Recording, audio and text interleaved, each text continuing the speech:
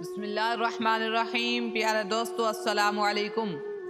جیسا کہ آپ سب جانتے ہیں کہ مولا علی رضی اللہ تعالیٰ عنہ کو شیر خدا بھی کہا جاتا ہے، اور شیر خدا آپ کا لقب بھی ہے۔ حضرت علی علیہ السلام کا ہر واقعہ ہی ایمان کو تازگی اور روح کو سکون عطا فرماتا ہے۔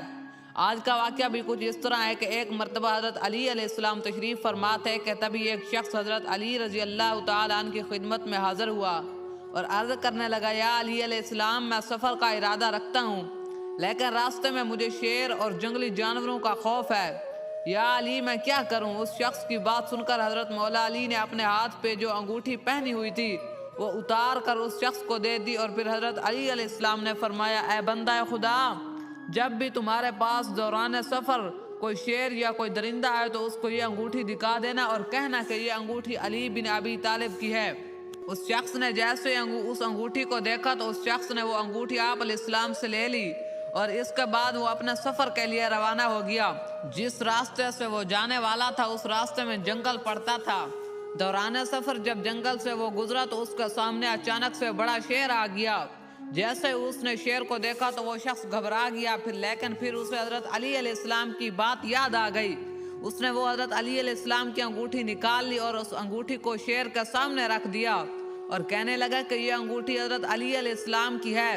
شیر نے جب اس شخص کی یہ بات سنی تو حضرت علی رضی اللہ تعالیٰ عنہ کی اس انگوٹھی کو دیکھا تو اس نے آسمان کی طرف اپنا سر اٹھایا اور زور سے آواز نکالی۔ پھر اسی طرح شیر نے زمین کی طرف اپنا منہ کیا، پھر اس کے بعد اس نے دوبارہ آواز نکالی، پھر اسی طرح مشرق اور مغرب کی طرف منہ کر کے آواز لگائی، اور اس کے بعد وہ شیر پتہ نہیں کیوں بھاگتا ہوا جنگل کے اندر چلا گیا۔ یہ شخص تو اس مبارک انگوٹھی کی کرامت کو دیکھ کر حیران ہو چکا تھا اور شیر کا معاملہ دیکھ کر بھی حیران ہو چکا تھا۔ آخر یہ کیا ماجرا ہے؟ شیر نے دائیں بائیں اوپر نیچے منہ کر کے آواز کیوں لگائی اور وہ اس انگوٹھی کو دیکھ کر بھاگ کیسے گیا؟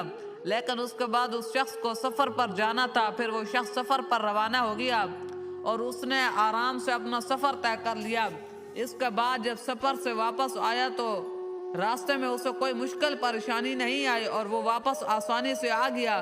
جب وہ شخص اپنے سفر سے واپس آیا تو حضرت علی علیہ السلام کی بارگاہ میں حاضر ہوا، پھر حاضر ہو کر سلام کرنے کے بعد عرض کرنے لگا، یا علی علیہ السلام، آپ کی انگوٹھی دیکھی تو اس نے منہ آسمان کی طرف کر کے زور سے آواز لگائی، پھر اس نے زمین کی طرف منہ کر کے زور سے آواز لگائی، اور ایسے ہی اس نے مشرق اور مغرب کی طرف منہ کر کے زور سے آواز لگائی اور پھر بھاگتا ہوا واپس جنگل میں چلا گیا۔